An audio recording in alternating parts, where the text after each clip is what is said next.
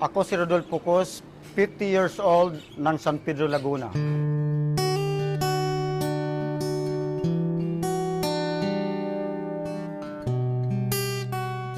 Actually, ang naging sakit ko una, sabi sa dermatology, psoriasis. So every time na bumabalik ako doon, pabago-bago yung pinapahid na cream sa aking balat.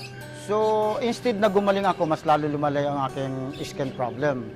Ngayon, naisipan ko na magpakonsulta sa skin specialist. Ang sabi naman sa skin specialist ay inheritance sakit daw, pero hindi naman daw nakakahawa. Maaaring naman ako daw sa aking mga lola.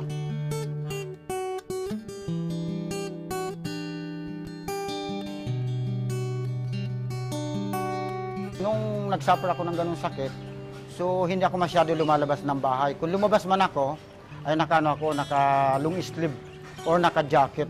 Pero ganun pa man, yun dito sa parting liig ko, tapos sa mukha ko, halos hindi talaga maikubli. So, ang tingin pa rin nila sa akin parang nakakahawa. Talagang aburido na ako dahil nga sa kung saan ako pumupunta ng mga dermatologist. Kasi halos nakatatlong dermatologist ako at saka isang skin specialist. So, halos pa iba-ibang findings nila na nakukuha ko daw doon sa